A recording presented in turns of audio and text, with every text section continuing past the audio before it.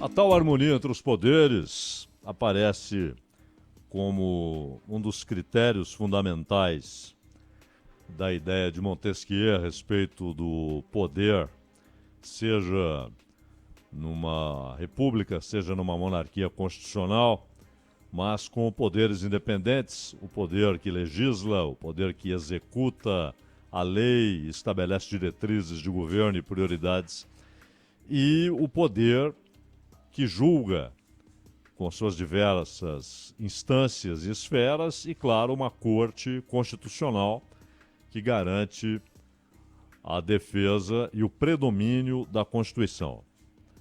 No entanto, essa relação, além de independente, deve ser harmônica no conceito de Montesquieu. Isso, claro, desapareceu em muitos países, embora seja mantida a capa, seja mantida a aparência de poderes independentes, mas aconteceu na Polônia, talvez agora haja alguma mudança, dependendo de quem conseguirá formar um gabinete na Polônia, isso não está definido. Aconteceu na Hungria, aconteceu na Turquia, aconteceu na Venezuela, com o judiciário tornando-se um braço do poder executivo. Ditaduras fazem isso. E em outros lugares há uma tentativa claramente maliciosa e desonesta de usar a indicação dos novos integrantes de uma Corte Suprema como maneira de estabelecer ali uma agenda política, uma agenda ideológica, fazendo com que uma Corte Constitucional perca a sua função primordial, que é a defesa da Constituição e não das ideias de seus juízes, e tentando transformar uma Corte Constitucional com todo o poder relacionado à ideia de uma Corte que defende a Constituição e, portanto, dá a palavra final sobre aquilo que é e o que não é constitucional, fazer com que aquela Corte se transforme num instrumento político. O que, obviamente, faz desabar a ideia de Estado de Direito e faz desabar, ao fim, a ideia de democracia. No Brasil, o problema tem sido outro. No Brasil, há um debate mesquinho dentro do Congresso Nacional em duas direções. Em direção ao Executivo, em direção ao Judiciário. Na relação entre Legislativo e Executivo, ou seja, entre Congresso Nacional e Governo, nós tivemos um episódio que pode ser visto como emblemático e já sem qualquer constrangimento, sem a menor preocupação em fazer com que o episódio parecesse uma troca, uma substituição meramente técnica, feita por critérios do presidente da República. Não. Ficou escancarado que a mudança na Caixa Econômica Federal foi uma exigência de alguns partidos, particularmente do presidente da Câmara dos Deputados, Arthur Lira. E aí a Rita Serrano saiu, entrou o Carlos Fernandes. É sempre bom lembrar, não importa se uma substituição é feita, desde que ela tenha sido feita por uma avaliação do presidente ou dos ministros ligados àquela área. Recomendada por ministros ligados àquela área, recomendação acatada pelo presidente, ou por uma avaliação pessoal. Olha, fulano não está fazendo o que deve fazer, não está correspondendo às diretrizes que este governo, escolhido pelo povo, estabeleceu. Essas diretrizes não estão sendo realizadas. Pelo contrário, estão sendo adotadas normas, estão sendo tomadas decisões que que são o oposto daquilo que determinamos, que ferem aquilo que determinamos. Então vamos mudar. Perfeito. Você pode discordar, tá errado, tá tirando ali um presidente da Caixa, ou um ministro gabaritado, que está fazendo a coisa certa, você pode discordar. Mas a legitimidade da ação é indiscutível. Porque cabe ao presidente tomar esse tipo de decisão. E, ao mesmo tempo, muitas reações indignadas passam ao largo do cerne do problema. Ah, demitiu a Ana Moser e a Rita Serrano, duas mulheres. Não é esse o ponto, porque se elas tivessem sido substituídas por duas mulheres, o problema permaneceria. Por que a mudança aconteceu? Por que a mudança foi realizada? Porque um cargo que é de confiança do presidente passa a ser alvo, e mais do que isso, o alvo é atingido com muita facilidade. Não, eu quero esse ministério para mim. Eu quero a presidência dessa instituição para mim. Eu quero um aliado meu em tal lugar. E qual é a ameaça que está implícita? Se eu não conseguir, se não me derem, não votamos. Ou votamos contra as posições do governo. Aí muita gente olha e diz, não, mas é assim mesmo, é natural. Não, não é natural. Primeiro, porque o Congresso Nacional é constituído de gente que está lá representando ou o povo diretamente, em tese, sempre em tese, na Câmara dos Deputados, ou os estados, os interesses dos estados, no Senado da República. E, portanto, cada voto deve ter um único parâmetro. O que é melhor para os representados, para o povo, para os estados. Não para o partido, não para o cacique partidário, não para os interesses pessoais do parlamentar. Quando isso é feito de maneira escancarada, porque se você diz, se eu tenho esse cargo, eu aprovo tal projeto. Se eu não tenho esse cargo, eu não aprovo tal projeto. E nós temos voto para isso. Nós temos votos em número suficiente para aprovar ou para rejeitar. Se nós dissermos não passa, não passa. Se nós dissermos isso avança, isso avança. Significa que o mérito do projeto não tem a menor importância. Não importa se é bom, se é ruim, se será bom para o representado, aquele que delegou o poder para o representante. Aquele que entregou o mandato e, com ele, uma delegação de poder. Eles são delegados ao parlamento pelo eleitor. Então, se o projeto é aprovado ou rejeitado, independentemente do mérito, isso é a quebra do sistema representativo. Isso é um ataque a um cerne da República. E virou algo banal. É assim mesmo? Não, não é assim mesmo. Não pode ser assim mesmo.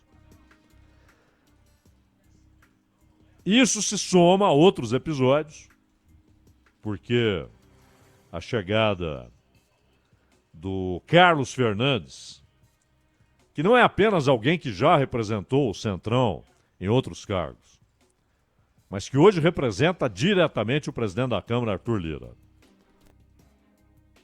Não é o episódio inaugural de uma relação, é mais um. O Fufuca, no lugar da Ana Moser, é mais um episódio.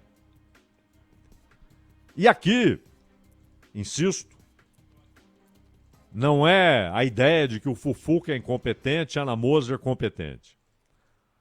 A Ana Moser foi escolhida por quem tem o direito de escolher ministro.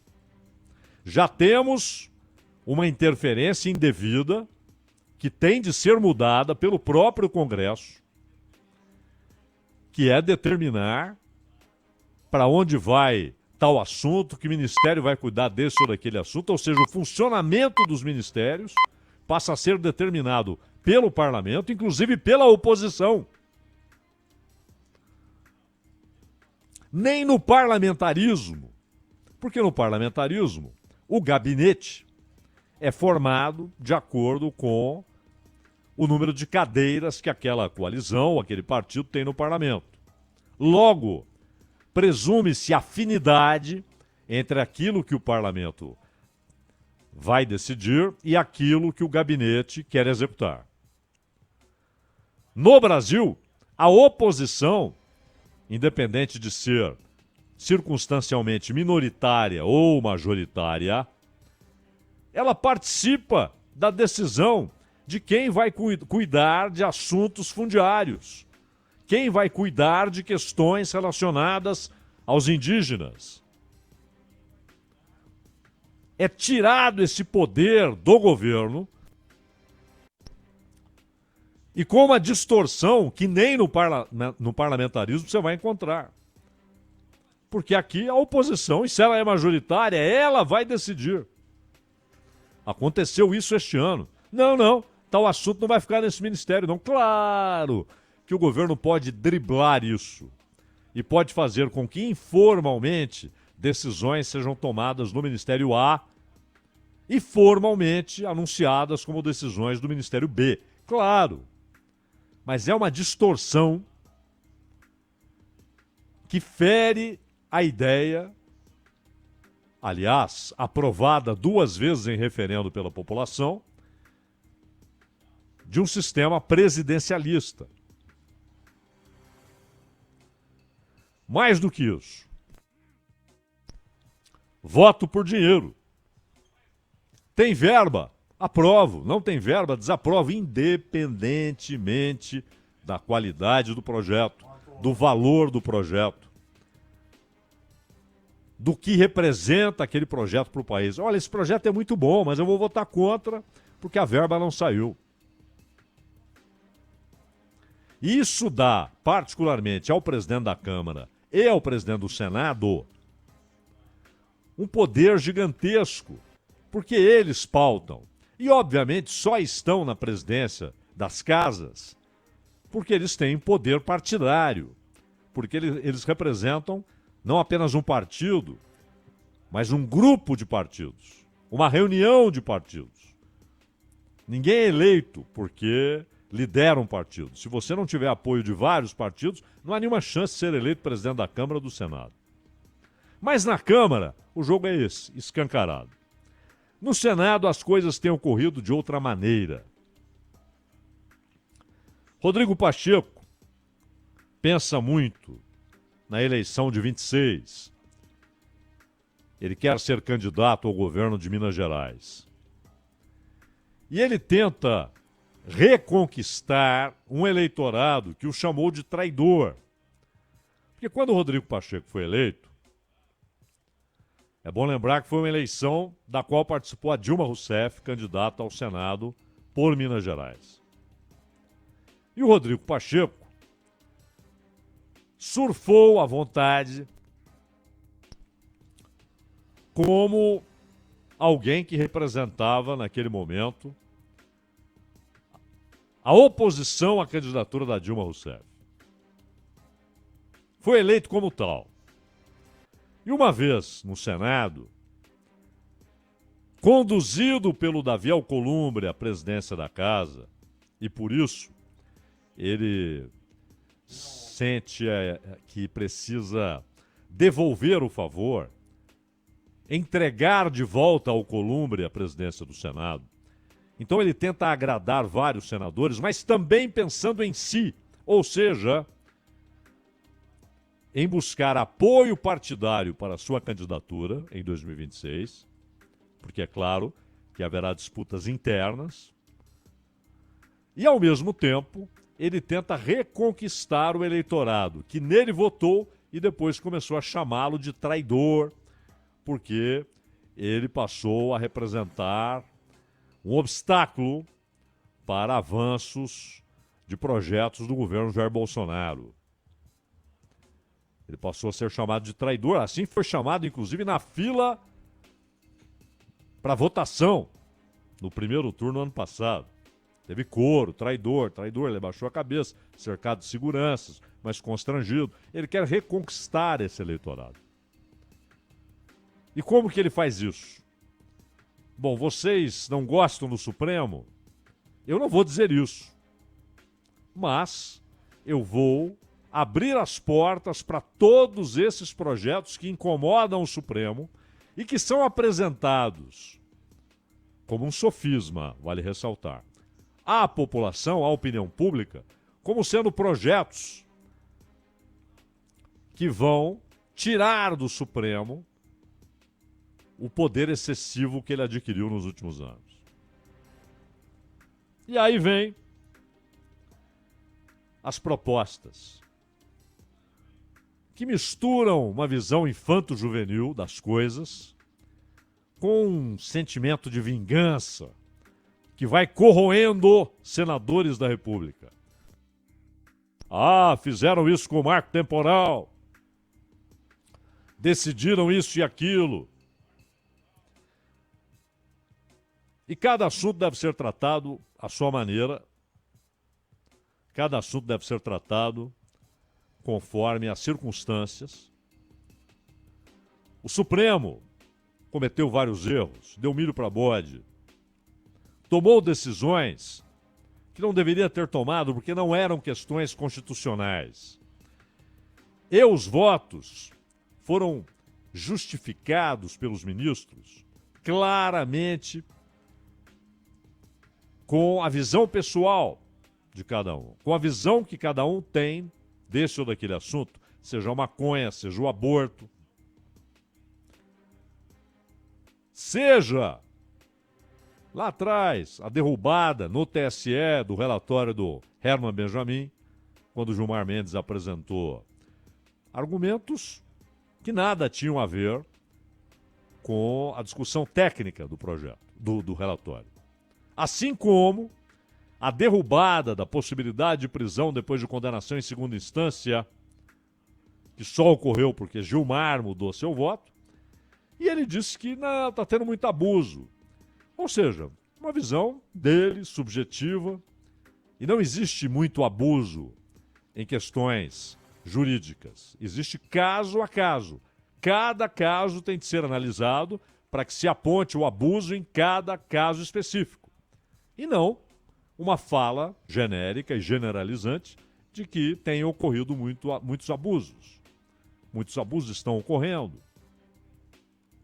Então, eu mudei de ideia. Mas ele não tem de mudar de ideia. Ele tem de dizer o que a Constituição afirma a respeito daquele assunto. Porém, no caso do marco temporal, era sim uma questão constitucional. E o Congresso não admitiu isso, não porque tem a visão diferente, entendimento diferente, se era ou não um tema constitucional, mas porque o resultado da votação desagradou a maioria. Então eles misturaram um sentimento de vingança contra o Supremo com propostas infanto-juvenis. Mandato. Um quer 8, o outro quer 11, o outro quer 15. Não é o tempo, é a ideia. Isso vai provocar problemas sérios se for aprovado. Se ao fim, não, mas não vale para esse pessoal agora, só para quem vem depois, não interessa. Uma lei é feita com efeitos que podem durar décadas, podem durar séculos. A ideia de mandato é nociva ao bom funcionamento do Supremo. Provocará situações de assédio e de constrangimento. Assédio econômico. Assédio do poder econômico. Idade mínima, uma bobagem. Uma bobagem. O cara pode, com 35 anos, atender não só às exigências constitucionais, notável saber jurídico e reputação ilibada, como atender às exigências reais, práticas. Fidelidade ao texto constitucional, fidelidade ao princípio de que a Constituição deve ser defendida e não as ideias do próprio ministro. E ele pode, com 50, 55, 60 anos, não atender a essas exigências. O ataque à decisão monocrática. Você pode limitar a decisão monocrática? Sim. Quem deve fazer isso? A Constituição, não o projeto de lei. Ou o próprio Supremo, por norma interna. O Fux anunciou que ia fazer e não fez. Mas a ideia não é essa. A ideia é impedir que decisões do parlamento já tenham uma revisão com eficácia antes de passar pelo pleno, com uma decisão monocrática. E o mais perigoso de tudo, tornar o Congresso casa revisora de decisões do Supremo. Se não houver unanimidade, quase nunca há. Muito difícil uma votação terminar com todos os ministros votando com o relator. Ou aprovando, embora com uma mudança periférica aqui ou acolá. A maioria absoluta das decisões do Supremo ficariam, pois, sujeitas a uma revisão do Congresso. Quem é o Congresso para rever decisões constitucionais? Ele pode mudar a Constituição. Esse é o poder dele. Pode aprovar uma proposta de emenda à Constituição. Desde que não seja em cláusula pétrea, cláusula intocável na Constituição. Mas ele pode modificar a Constituição com propostas de emenda. O Congresso pode fazer isso. O Supremo não pode modificar a Constituição, embora às vezes faça isso em releituras.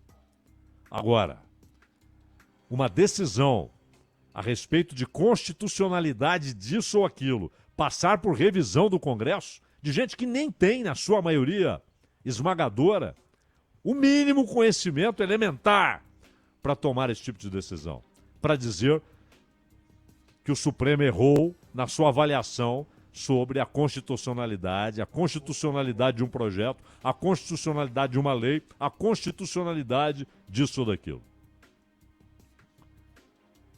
É muito perigoso o que está acontecendo. E com sentimentos misturados, combinados, de mesquinharia, de vingança e interesses pessoais, ou para aumentar o poder, ou para viabilizar uma candidatura, para reconquistar eleitorado. Estão atacando pilares de um poder só para que sejam atendidas essas combinações espúrias, estranhas, esquisitas, mesquinhas, de interesses pessoais, de tentativa de aumentar o poder e de viabilização de candidatura, ou seja, interesse pessoal.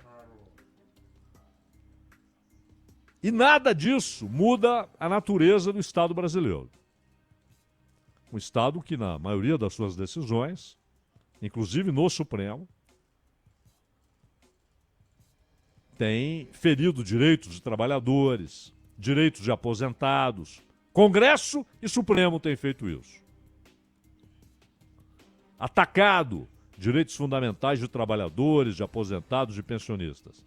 Ou seja, isso o Congresso não mexe, ele não se incomoda com essas decisões recentes do Supremo que chancelaram partes terríveis das reformas trabalhista e previdenciária. Isso não move o Congresso, não provoca nenhum problema.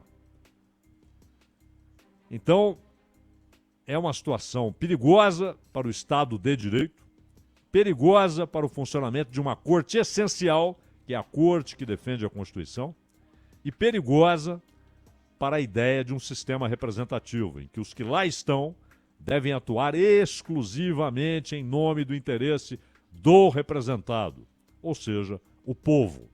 Ronald Gimenez.